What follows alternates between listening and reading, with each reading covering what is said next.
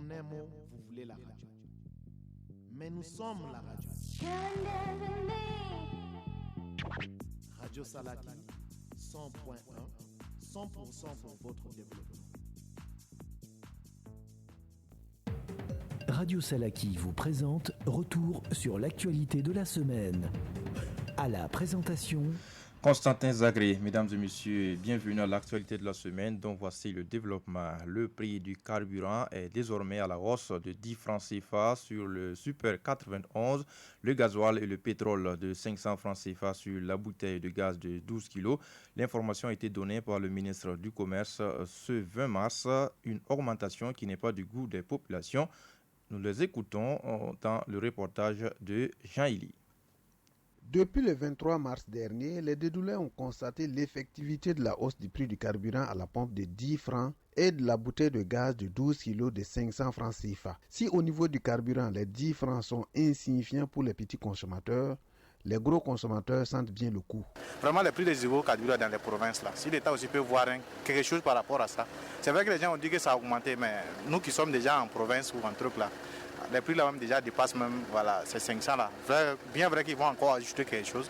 Si l'État pouvait voir en tout cas de façon à uniformiser même les prix même de ces hydrocarbures là, de façon que ce soit de façon uniforme sur tout l'étendue du territoire, ça va vraiment soulager en tout cas les différentes populations. Sinon, en tout cas, je pense que nos forêts là vont prendre un coup. Ça c'est sûr et certain. Voilà. Je consomme le carburant, mais bon, les 10 francs là, c'est insignifiant. Mais je ne sais pas, peut-être que c'est un élan qu'ils sont en train de prendre pour mieux diminuer. Nous qui faisons en tout cas de longues distances là, nous sentions en tout cas l'impact, en tout cas même si c'est 5 francs qu'on met dessus, voilà, on sent facilement en tout cas l'impact. Voilà, donc en tout cas c'est de revoir si on peut vraiment revenir en arrière ou carrément diminuer. Mais là même ça va encore mieux, je peux le dire ainsi, si on repart même vers le prix même du gaz là c'est encore pire. Voilà, vu que les gens même, en tout cas c'est surtout ceux qui sont en tout cas dans les milieux urbains là, les gens même se démerdent même pour pouvoir vraiment avoir un repas chaud pour manger. Si en tout cas avec ça encore on va augmenter le prix. C'est-à-dire que les gens en tout cas vont aller en tout cas vers d'autres sources. Pour ceux qui mettent peut-être 1000 francs, 500 par jour, pas senti. Mais gens, pour nous, on vient prendre avec les véhicules, on met peut-être 30 000 francs par jour. Vous voyez, si on doit augmenter 10 litres par litre là, je prends un exemple, si tu mets 20 litres là, c'est combien? Tu as fait déjà 2000 francs par truc qui doit ajouter. Donc bon, on veut savoir, moi j'aimerais connaître vraiment la cause. C'est un programme. À la fin du mois, les gars, ton salaire, il y a tout calculé. Peut-être qu'il y a besoin de 10 000 francs, les gars 5 000, loyer, tout. Mais si du jour au lendemain, vous voulez augmenter le prix, lui, son salaire n'est pas augmenté. Les gars, même salaire, il doit encore augmenter ses dépenses. Donc tout ça, c'est bon. Ça rend le gouvernement, mais nous, ça ne nous arrange pas. Peut-être c'est pour augmenter les caisses. Peut-être quel est l'État. C'est vrai que l'État, c'est nous, c'est moi, c'est toi, l'État, mais il faut qu'ils ont vraiment la cause pour augmenter les prix là. Pour une des rares fois, les Dédoulais vont aussi constater l'augmentation du prix de la bouteille de gaz de 12 kg de 500 francs CFA. Un montant qui semble trop pour les citoyens. J'utilise le gaz pour ma cuisine. Au niveau des provinces là, que le transport était ajouté. Donc nous on payait 5250. Voilà, aujourd'hui, et avec l'augmentation encore de 500 là, c'est comme si nous on paye la bouteille de gaz de 12 kilos là à 6250. Je pense que c'est trop. Voilà. Si pour lutter contre la désertification, le gouvernement invite les femmes à utiliser le gaz, je pense que ce prix-là, c'est vraiment élevé. Mais il a raison. Pourquoi ils ont monté le prix du carburant et puis des gens, le gaz qui était à 5 000, ça devient à 5 500. C'est trop. On peut ajouter peut-être 200, peut-être 300, mais du coup de 5 000 à 5 500, c'est trop élevé. C'est cher, il faut qu'ils le revoient un peu. Surtout le gaz, là, s'ils vont un peu diminuer, puis enlever 250 et puis faire genre 5250. Ça va nous plaire en tout cas, surtout pour nous les femmes. L'impact de l'augmentation du prix du carburant se fera sentir sur le coût des produits de grande consommation. Il va sans doute pousser les populations à se ruer vers les peu de forêts restantes à la recherche de bois de chauffe. Les conséquences, on peut dire déjà l'augmentation sur le carburant et nous savons que d'ici là aussi les compagnies de transport vont augmenter les tarifs des billets de transport, ça c'est un. Même aussi du côté du gaz, nous allons voir aussi que les restaurants, les unités de transformation, ils vont augmenter leur prix parce que déjà la bouteille de gaz a augmenté, donc ils vont augmenter pour pouvoir aussi se faire un profil, quoi. Il faut dire que cette augmentation ne nous plaît pas du tout parce que le consommateur, son souhait c'est qu'à chaque fois ça diminue, non pas ça augmente parce que nos pouvoirs aussi d'achat n'augmentent pas. Donc compte tenu du fait que le carburant, le gaz a augmenté, ça va jouer aussi sur l'environnement, ça c'est clair. Voilà. Une augmentation de 500 francs c'est beaucoup. C'est beaucoup pour les communes reculées. Vous savez, voilà, le transport, tout ajouté là-dessus, ça va augmenter plus au niveau de là. Donc on va plus passer au bois, on va couper le bois, même si ça sera en cachette, on va le faire. Donc je pense que c'est très dangereux pour l'environnement. Le souhait des populations est que le gouvernement puisse revoir sa décision afin de les soulager en cette période marquée par la crise sanitaire qui rime avec la morosité des affaires. Les nouvelles technologies de l'information et de la communication sont venues faciliter les choses au niveau universitaire et scolaire, mais elles n'ont pas que des avantages, il y a aussi des dangers si ces TIC ne sont pas bien utilisées. Le point avec Nimi Daouda. L'utilisation des TIC a grandi en milieu scolaire et universitaire dans notre pays. Au niveau universitaire, les nouvelles technologies de l'information et de la communication sont venues faciliter les choses, selon Dr Pardeva Ernest, enseignant-chercheur à l'université de Dédougou. Bon, il faut dire qu'au niveau milieu scolaire, en milieu de l'éducation, les TIC ont surtout apporté de la facilité.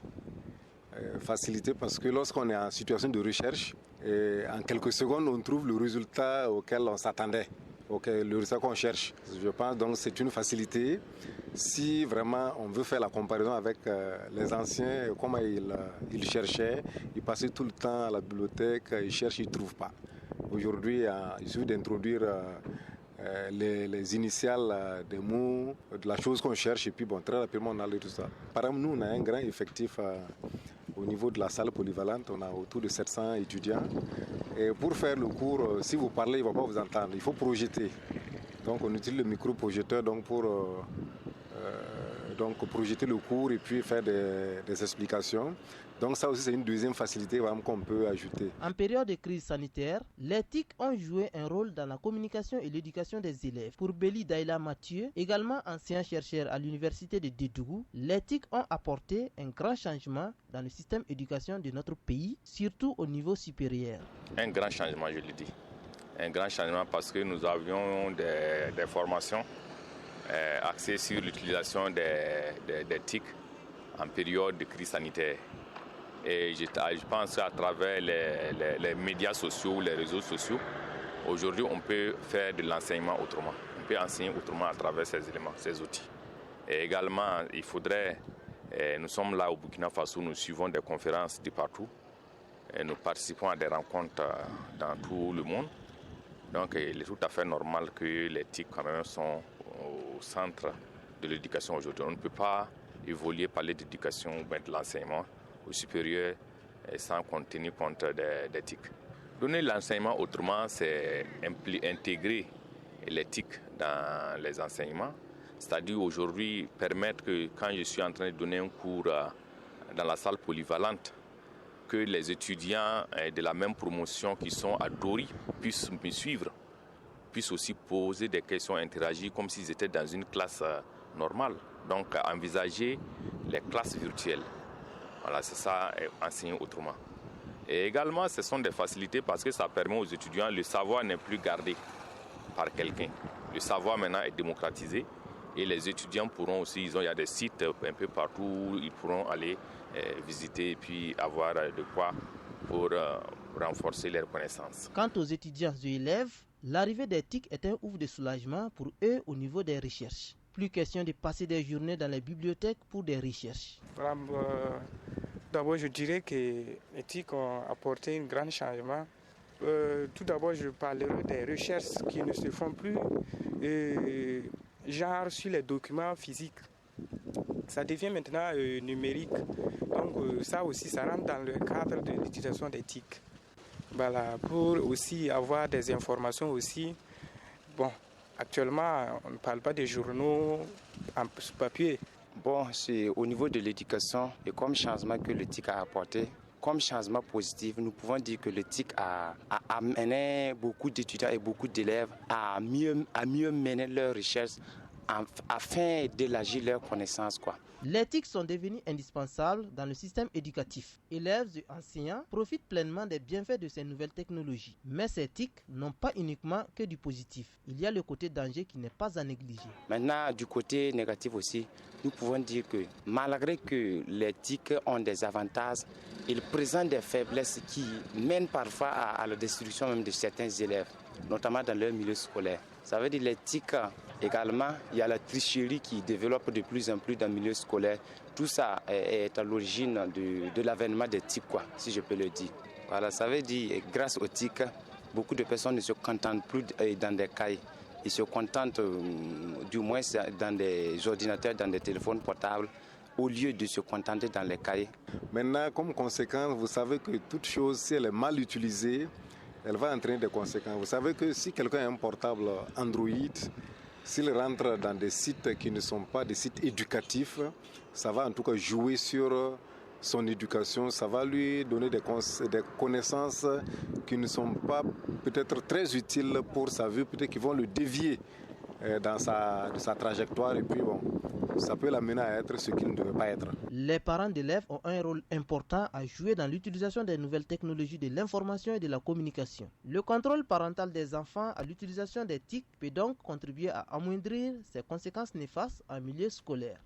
Merci Animi Daouda. On poursuit l'actualité. Chaque année et surtout en période de canicule, la grande majorité des Dodulais font face à une pénurie d'eau. Cette année, les données n'ont pas changé et la corvée d'eau est toujours d'actualité. Nimi Daouda et Mahomed Lamine Sawadogo nous en parlent dans leur reportage. Mercredi 24 mars 2021, il est presque midi et dans l'une des bornes fontaines de la zone non lotie du secteur 3 de Dédougou, femmes, hommes et enfants se bousculent pour avoir de l'eau. Et pour cause, les multiples coupures d'eau. Témoignage de quelques résidents de la zone. Ah vraiment, à propos d'eau, c'est pas facile ici. On se débrouille tous les jours, on ne gagne pas l'eau, on ne gagne rien. Depuis maintenant, je suis venue avec mes bidons. Je n'ai qu'un seul bidon, j'ai un seul bidon. Mais 3 bidons là, je vais ramener demain, je vais venir avec ça encore. Vraiment, c'est pas facile. Des fois, il y a des gens qui viennent à 4h ou 5h. Tu vas venir t'asseoir jusqu'à 10h. Ok, tu dois aller préparer. Mais tu vas venir t'asseoir jusqu'à 10h pour gagner un peu, aller faire la cuisine. Bon, sinon, à mon avis, je remarque réellement que les femmes souffrent réellement du problème d'eau.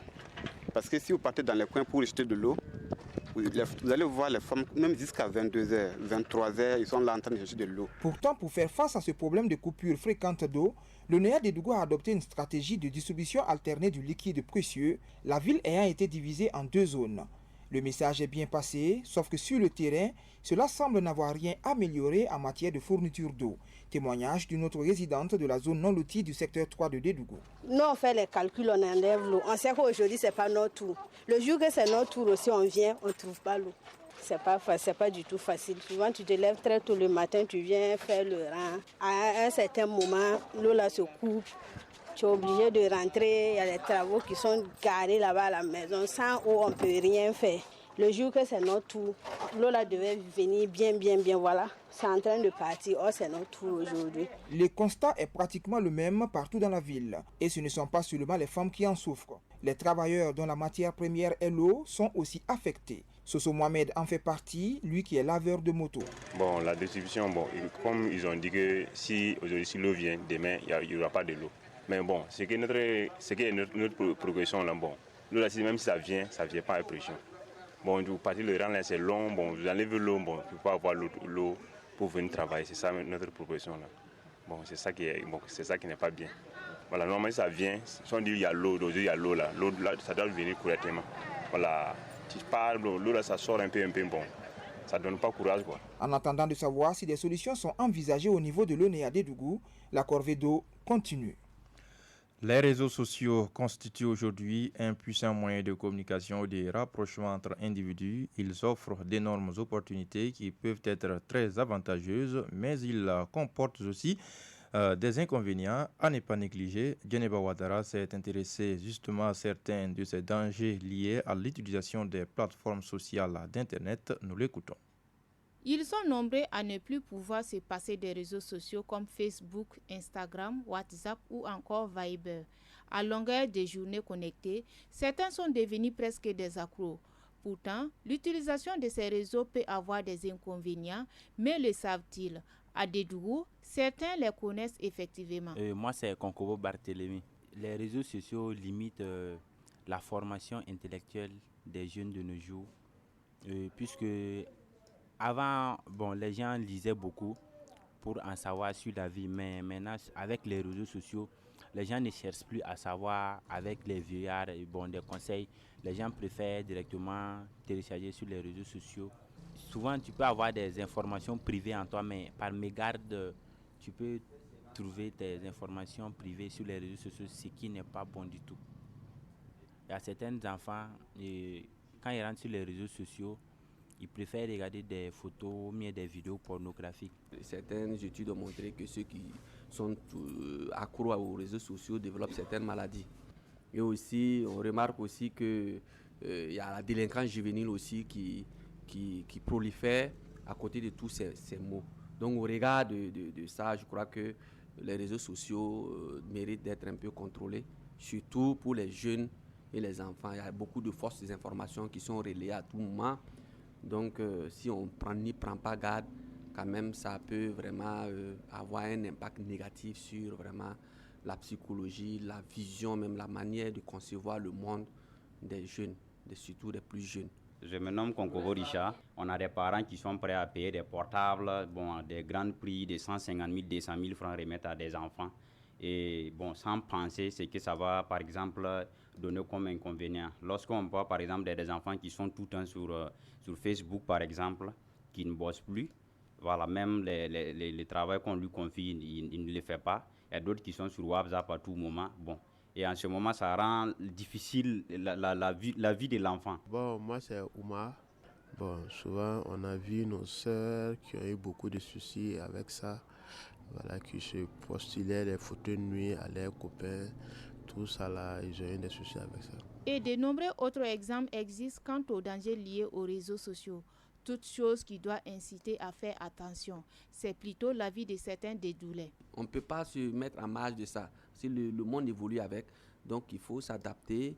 Et pour s'adapter, il faut se former. Il faut surtout se former et chercher à comprendre qu'est-ce qui est mieux pour les jeunes, qu'est-ce qui est mieux pour les enfants et qu'est-ce qui est conseillé pour les adultes. Il y a des réseaux sociaux, normalement on devrait encadrer ça. Si tu n'as pas un certain âge, tu ne dois pas avoir accès.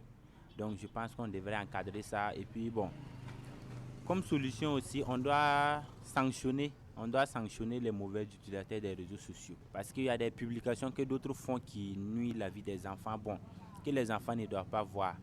Donc ce genre de personnes-là, normalement, on devait les sanctionner. Les réseaux sociaux sur Internet représentent un couteau à double tranchant et il faut apprendre à mieux s'en servir pour ne pas en être une victime au moment où son utilisation ne fait que grandir, surtout en milieu scolaire. Radio Salaki. Ce 24 mars 2021, une caravane du projet EBAFEM a procédé à des visites terrain à Massala pour toucher du doigt les réalités des activités menées sur les sites agroécologiques et le bas-fond risicole. Votre rédaction a suivi pour vous la caravane et voici le reportage. Nous sommes à Massala, un village situé à quelques kilomètres de Dédougou. Ce village a bénéficié d'une plateforme agroécologique de la part du projet EBAFEM depuis 2020 pour permettre aux femmes de pouvoir faire de la maraîchculture et de la production biologique. M. Balman Norbelem Eugène, coordonnateur national du projet adaptation basé sur les écosystèmes, nous précise davantage les objectifs visés à travers ce site. Sur ce site, nous souhaitons faire de la production biologique, du maraîchage pendant la saison sèche. Et l'objectif, c'est de permettre aux femmes essentiellement d'avoir des revenus complémentaires Et comme on l'a écouté tout de suite, ici les femmes en saison sèche coupaient le bois pour aller vendre à Dédougou pour avoir des revenus. Donc avec ce site, on leur permet d'une part d'avoir de l'emploi, d'avoir des occupations qui leur rapportent de l'argent et d'autre part de réduire aussi l'impact sur l'environnement parce que la coupe de bois va diminuer. L'action du projet EBAFEM a contribué à améliorer les conditions de vie de la population de Massala et surtout des femmes. Témoignage de M. Daki Losoa Mathieu, responsable CVD de Massala. Ça nous a apporté beaucoup de choses. Bon, avant, on n'avait pas du château au jardin, même jardin même. Si on veut chercher les légumes aux ailes, genre aux ailes comme ça, il faut forcément aller à des trucs pour pouvoir acheter. Donc, actuellement là, bon, nous sommes très contents parce que nos femmes, on trouve de temps en temps aux aides dans la famille pour consommer. Donc, à part de ça, ce qui peut, il vend un peu là. Il arrive à économiser un peu pour la santé des familles aussi. Avant, comme on n'avait pas de jardin, toutes les femmes, c'est du bois qu'ils allaient chercher en brousse pour aller vendre des Dédougou, pour pouvoir trouver l'argent pour prendre la charge en famille. Donc, présentement là, ceux qui vont à Dédougou avec du bois n'ont pas nombreux actuellement. Beaucoup de femmes ont venu ici pour travailler, pour pouvoir trouver un peu pour prendre la charge aux familles. Donc, nous sommes très contents d'avoir le jardin là. L'approvisionnement en eau potable est aussi un ouf de soulagement pour la population de Massala. Plus besoin de parcourir de longues distances pour trouver de l'eau, tout cela grâce à l'action de EBAFEM. Avant, c'est l'eau du puits qu'on boit. Si tu veux l'eau potable, il faut forcément aller à Dédougou pour aller acheter des sachets d'eau pour venir poser, pour pouvoir boire, ou bien pour aller acheter l'eau avec des 20 litres ou bien des barriques pour pouvoir boire. Mais présentement là, avec les fontaines là, les gens trouvent l'eau à boire simplement, sans déplacer. Pendant la récolte, les récoltes, c'est ici que les gens viennent chercher l'eau pour aller au champ. Donc ça nous a avancé. Donc on a trouvé un avantage pour ça. Bon, on vous demande si vous pouvez renforcer l'eau là, puisque ça vient beaucoup. Ça va être plus bien. En janvier, février, mars, l'eau commence à finir. Donc il prend les vélos pour aller chercher l'eau au village pour pouvoir préparer en famille ici. C'est ça là qui a fait que les gens n'ont pas construit beaucoup par ici. Parce qu'ici, là, l'eau, il n'y en a pas l'eau. Tu peux creuser puis là jusqu'à 15 mètres, mais l'eau là, ça va finir. Dans 3 mois après l'hivernage, l'eau là, ça finit. Le site de Massala est équipé d'un forage d'un débit de 18 mètres cubes de profondeur, d'un château d'eau de 15 mètres cubes pour le ravitaillement de 8 bassins de stockage d'eau et de 2 bornes fontaines plus 2 abreuvoirs. Les bassins ravitaillent le périmètre en eau pour les besoins des différentes productions et les bornes fontaines servent à approvisionner le village en eau potable. Mais le site souffre en ce moment d'une carence en eau malgré le fort débit du forage, une difficulté qui est prise en compte par le projet EBAFEM pour apporter des solutions. Oui, effectivement, nous sommes au courant de ces difficultés. D'ailleurs, nous avons commandité une étude diagnostique qui s'est déroulée au mois de janvier. Et cette étude nous a permis de cerner le problème. Le problème ici, c'est que nous avons un forage d'un très bon débit, de l'ordre de 18 mètres cubes heure, alors que la pompe qui est installée est un peu faible. Donc il y a un sous-dimensionnement. Et nous sommes en train de travailler à corriger cela. Et une entreprise est déjà recrutée afin d'installer une pompe de 10 mètres cubes heure, ce qui va disponibiliser l'eau. L'autre problème que nous avons pu noter, c'est le problème d'organisation pour la gestion, non seulement des ouvrages, mais également l'exploitation du site, parce que des comités de gestion doivent être mis en place. Et cela, nous travaillons avec la direction régionale de l'eau pour qu'ils essaient d'organiser la gestion en ce qui concerne les addictions en eau potable. Et avec la direction régionale de l'agriculture, nous essayons d'organiser les femmes en comité de gestion avec tout ce qui va avec pour qu'elles puissent avoir des fonds de roulement dans ce qu'elles gagnent là pour dégager des fonds de roulement pour permettre éventuellement d'entretenir les ouvrages. Le projet EBAFEM a aussi mis en place un bas-fond risicole d'une superficie de 2 hectares pour la population de Massala afin de réduire leur vulnérabilité face aux effets du changement climatique et promouvoir l'agriculture biologique. Le projet de résilience et de la compétitivité agricole, en abrégé PRICA, a organisé ce jeudi 25 mars à Dédougou un atelier d'information et de sensibilisation au profit des acteurs agricoles. Cet atelier a regroupé les organisations professionnelles agricoles et les autorités locales de la Boukou-du-Mouhoun. Il a été présidé par le gouverneur de la région de la Boukou-du-Mouhoun, Edgar Siessou. On en sait davantage dans ce reportage de Djeneba Ouattara et de Nimi Daouda.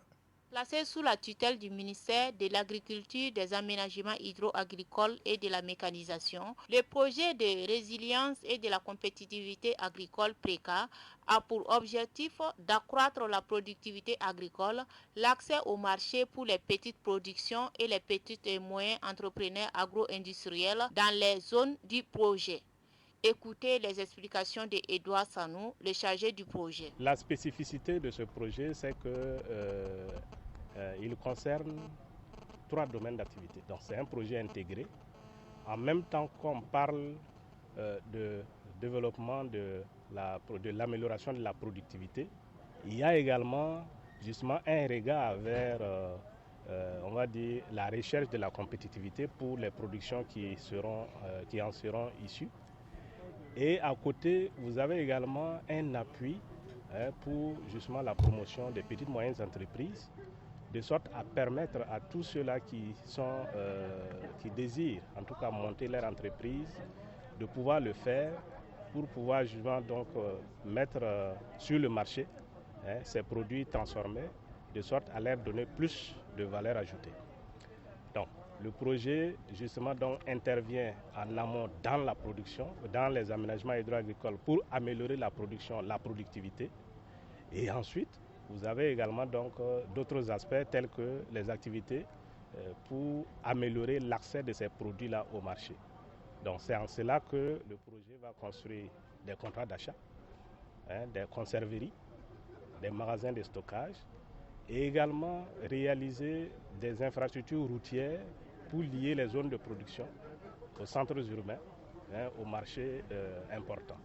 Vous avez donc, comme je le disais, l'appui aux promoteurs privés pour développer leurs petites et moyennes entreprises à travers donc des subventions dont le niveau donc sera fonction justement de l'envergure du projet que le promoteur aura à soumettre à l'appréciation du projet et des acteurs qui connaissent justement de ces projets pour pouvoir donc octroyer les financements. Intervenant dans 4 régions dont la Boucle du Mouhoun, le projet de résilience de la compétitivité agricole compte réaliser plusieurs activités au profit des populations de la région de la Boucle du Mouhoun.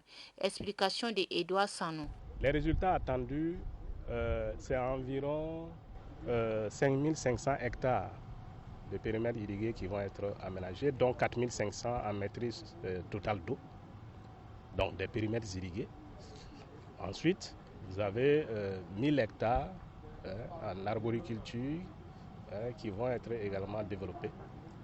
Et ensuite, vous avez 14 comptoirs d'achat qui sont prévus pour être construits, 90 magasins ou entrepôts qui sont prévus également pour être construits. Et ensuite, dans le domaine donc, du désenclavement, on a 345 km de pistes rurales ou des routes qui vont être donc aménagés. Donc ça fait au total environ aussi 2445 micro-projets et sous-projets qui vont être développés donc à l'intention des promoteurs pour pouvoir donc mettre en place leur entreprise et développer leur activité qui génère des revenus pour justement donc améliorer leurs conditions de vie. Donc au total, ça fait environ 150 000 personnes qui vont être impactées, dont 50 000 femmes minimum. Cependant, ils sont au total 121 participants venus des différentes localités de la région à prendre part à cet atelier d'information et de sensibilisation du PRECA. Pour les participants, ce projet est la bienvenue et va les accompagner à améliorer leur rendement agricole. Moi, je me nomme Belém Issa. Je suis producteur dans la commune de Solenzo. Vraiment, le projet, le PRECA est la bienvenue dans la région de la Boukou-du-Mouhoun. Ça va, nous en tant que producteurs, ça va nous accompagner. Je pense que sur le terrain, chaque producteur avait déjà commencé, mais avec l'appui de ce projet, je pense que en tout cas, ce qui est comme rendement et les revenus, ça va améliorer.